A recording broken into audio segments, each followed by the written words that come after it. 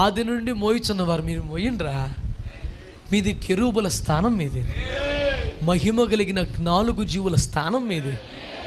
మరి ఫస్ట్ నుంచి అంటే అప్పుడే సంఘం ఎక్కువ మంది లేరండి, మేము 4 నుండి మేము తిప్పలబడి ఇప్పుడు చాలామంది వచ్చారండి. అయినా పెద్దగా అయ్యారు మా ఇంకే చూస్తున్నారని పరిచయం చేస్తే ఇంకోటి ఎవడో లేక కాదు, నీ రేంజ్రే బాబు అది. నువ్వు తెంగరోడు అయిపోయి మరి ఫస్ట్లో అంటే మరి ఎవరు లేరు మేము చేసేవాడిని. ఇప్పటికీ మేమేనా చేతలు బా. నువ్వు పోతే బోల్డ్ మందికి వస్తుంది ఛాన్సా. లెక్క ఉంది, ఒక్క లోతుగాడు పోతే 318 మంది అనండి. ఒక లోతుగాడు పోతే, వస్తీ పోతే, చెప్పడా కట్టుకనా, వస్తీ పోతే, సౌలు పోతే, ఇస్కరియోతు పోతే, పౌలే. మధ్యలో ఇంకోటి పేరు చెప్పకండి ఇప్పుడు, సీట్లు పని అవ్వదు. చెప్పండి గట్టిగా.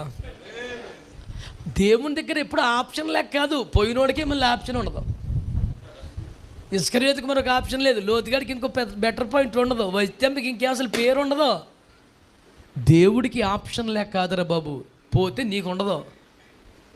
పిచ్చి పిచ్చి ఆలోచనలు ఎట్టుకోకుండా నీ స్థానం కాపాడుకో, ఆ పరిచయం నమ్మకంగా చెయ్యి, ఆ భారం అలాగే మాయి.